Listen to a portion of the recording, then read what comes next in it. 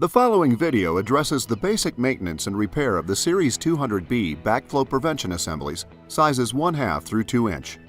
Before beginning any work, please familiarize yourself with these procedures to avoid harming yourself or damaging the valve.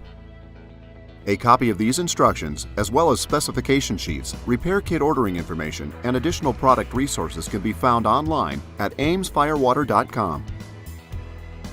To open and inspect your valve, you will need a wrench, a flathead screwdriver, a Phillips head screwdriver, and an FDA-approved lubricant.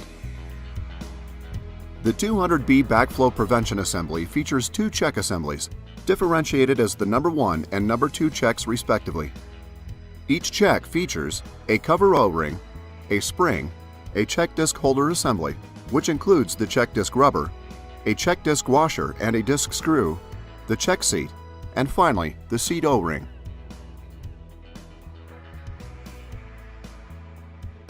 Start by shutting down the system by closing the outlet and inlet ball valves.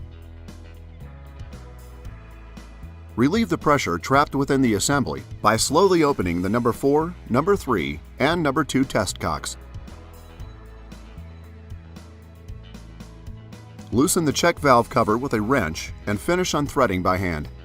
Be aware, each of the checks features a heavy spring load which may eject quickly as the cover is removed. Remove the check cover along with the cover O-ring, the spring, the disc holder assembly, and the seat.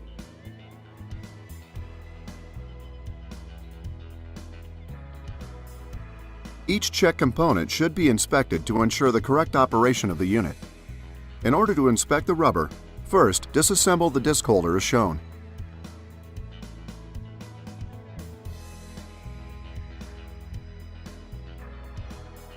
Start your inspection by rinsing each check component to remove any dirt or debris. Dry thoroughly before proceeding. Closely inspect the disc rubber for any nicks, cuts, or hidden debris. If one side of the rubber is damaged, it can be flipped and reinstalled temporarily until new repair parts are available. If both sides are damaged, it should be replaced immediately before reinstallation. Reinstall the washer and reconnect the assembly with the screw. Likewise, inspect the seat and seat O-ring. Replace if necessary. Reinstall the O-ring around the base of the seat. Finish by inspecting the cover O-ring and reinstalling it around the cover. After your inspection, lubricate both the cover and seat O-rings before reinstallation. Place the seat module into the body seat bore. The seat module will be properly engaged later in the procedure as the check cover is threaded onto the valve. Reinstall the disc holder and replace the spring, ensuring that it sits properly on the disc holder. Place the cover onto the spring with the internal guide on the cover positioned within the end coil. Screw the cover into place and tighten with a wrench. With the first check inspected and repaired as needed, repeat the previous procedure for the second check. With the valve reassembled, restart the system by first slowly opening the inlet ball valve halfway. Close the number 2, number 3, and number 4 test cocks as water begins to flow continuously through the open port, purging all trapped air from the valve and allowing you to safely finish opening the inlet and outlet ball valves.